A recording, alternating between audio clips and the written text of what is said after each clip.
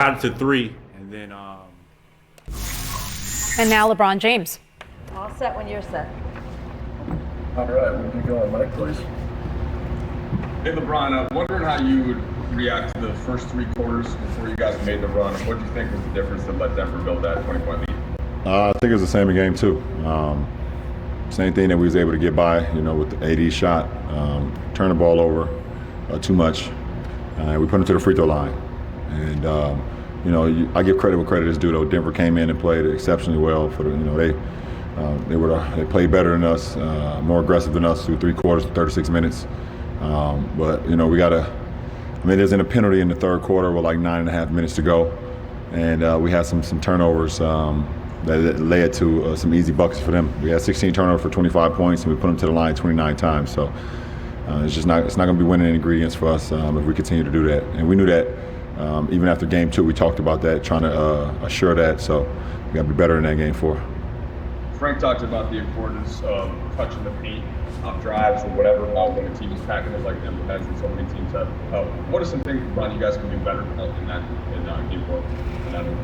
No, I think offensively, at times we were very good. At times we weren't, I think we just got to do a better job, like you said, of Coach was saying, getting to the paint, and once the defense collapsed, just finding our guy's weak side. Either if it's a guy that's slashing, through the weak side into the paint, if it's a guy that's spotted up on the outside, or if one of our bigs getting behind the defense for a lob. So Denver's been a pretty good defensive team all year, and we understand that. So I'm looking forward to seeing our film, our film session tomorrow. And continue to get better. LeBron, the success you guys had in the fourth quarter, some due to zone defense, some due to activity. Was it just a matter of upping the intensity level? Was it giving a different look that Denver wasn't anticipating? How do you account for the run you went on? I think it's a little bit of both. I think we played with a lot more energy. And we understood we had 12 minutes left to try to make a game of it. We was able to do that. We was able to switch some things up defensively. Going zone here, going man here, trying to keep them off balance. But when you dig yourself a hole like that, every shot that they make, every shot that we miss, is feels like the game is collapsing. So we played some pretty good ball in the fourth quarter, but those first 36 minutes hurt us, obviously.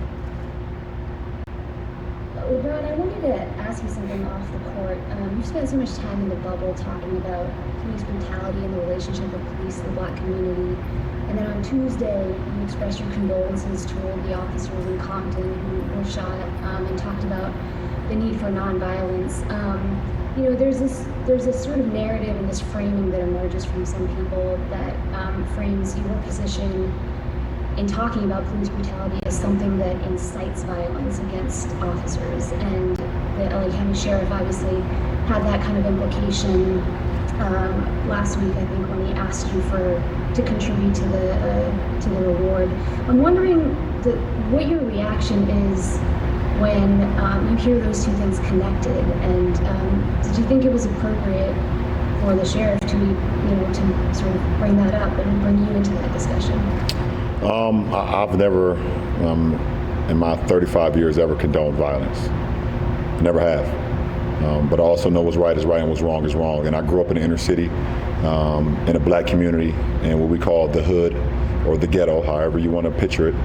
And I've seen a lot of counts firsthand of a lot of black people,